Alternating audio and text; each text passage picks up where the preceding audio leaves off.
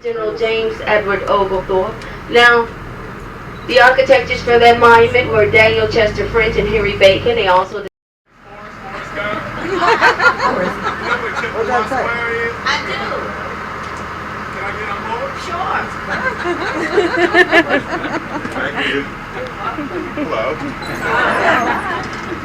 I'm supposed to meet Lieutenant Dan in Chippewa Square? Chippewa Square. We'll be here. Chippewa Square. I'll drive you around the square. Okay.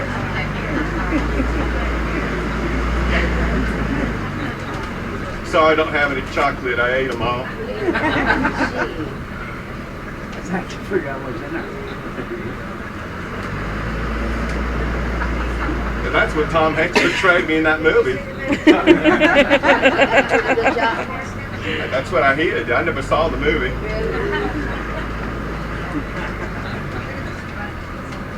Oh, there's Lieutenant Dan at the end of the street. Okay. Well, thanks for the ride. Have a nice day. Now we know about SCAD, right? Savannah College of Art and Design. Okay, both buildings on the left and right owned and operated by SCAD. Look at the one on the right. It was once the Scottish Rite Temple, but look up at the very top to appreciate all the architectural detail of the building. The one on the left was once our Savannah Volunteer Guards, where we kept all of our heavy ammunition, cannons, out fronts, and prove home built for twin daughters of Dr. Rogers back in 1858. Now check out all that detailed ironwork. Those girls, they fussed and argued about everything, so when they brought them out front to show them the home, they fussed about who was going to get the left and who was going to get the right. Red brick home is the Mercer Williams house, built for General Hugh Mercer, grandfather of Johnny Mercer, back in 1860. He never lived there, but it was made famous in the book and the movie Midnight in the Garden of Good and Evil. That was a true story. The murder took place in the downstairs left front window. Home on the right corner was featured on this old house and also in that movie Something to Talk About. You remember that book club scene? Julia Roberts went to the book club and asked the women that question? What was the question? Never mind. Straight ahead is our beautiful Forsyth Park fountain located in Forsyth Park. But on the right corner is the Armstrong House, built in 1917, costing about $1 million to build. The fence is a replica of the fence around Buckingham Palace. Single home so large, used as the first site of Armstrong Junior College, which is now Armstrong Atlantic State University, located on the south side of Savannah.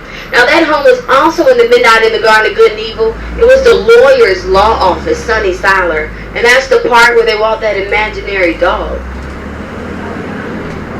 Over to the left, y'all, is Forsyth Park. It's over 20 acres of green space set aside. This area of the park is all shaded with trees, walkways, and benches. Locals love to come out and walk around and stay in shape. We're a place to bring your pets and your children. And 17 feet around.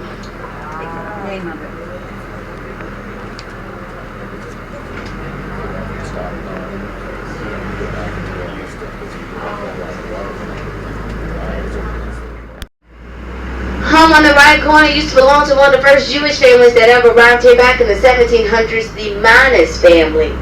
Straight ahead, though, Lafayette Square, named after Marquis de Lafayette. He was a war hero of General Washington's and also a representative of the French Allies. Mr. Marquis de Lafayette was a guest at the Owen Thomas House back in 1784. I'll show you that later. Look over in the left corner there. You see the home over there with the green shutters? That is the Andrew Lowe house. It's the marriage home of Juliet Gordon Lowe, and she discovered the Girl Scouts of America there back in 1912. Today is the Girl Scouts headquarters. There's the Hamilton Turner Inn, one of our more elaborate bed and breakfasts. Look up at the very top, you're going to see some ironwork. It's called the Widow's Walk. The wife would go up there and she would look out into the sea to see if she sees her husband ship. If she didn't, chances are she was going to be a widow. That was also the inspiration for the Haunted Mansion ride at Disney World and the first home in the city to receive electricity. Those who gather out over in Lafayette Square and wait for the lights to come on. You might catch a glimpse of somebody else looking back. Nah, I don't know about all that. I will tell you this, the restaurant in there will serve you up 2 kinds of spirits. Partake too much of the first, I'll tell you the second. My favorite drink house opens up here in about 10 minutes. This is the Owens Thomas. You've got to see this before you leave the city. Robert Redford loved the building. He used it in The Conspirator, the grand ball scene, so you'll be seeing that. It has an urban slave quarter in the rear. The very first time structural iron used on a building in America was the banister. The house actually squared, but that fencing came from France. And the house is square, yeah, but it has a rounded roof.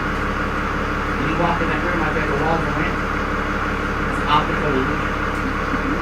The house had indoor flushable toilets in 1820. It had wall-to-wall carpet. That's called the most exciting house this side of the billboard. Girls, there you go, the open arms again. Lady friends, girlfriends, right side, up and down. Movies, let's go. After 1920, cotton sort of went into decline. You had the aftermath of World War I. You had the boll weevil insect that destroyed about 2/3 of Georgia's cotton crop. So cotton sort of went into decline after 1920.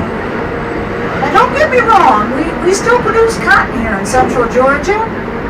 It's just that very little of it leaves the port of Savannah today compared to years ago.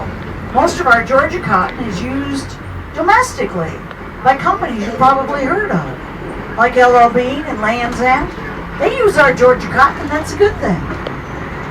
Stop number 13 right here. Anybody needing to get off at 13? Underneath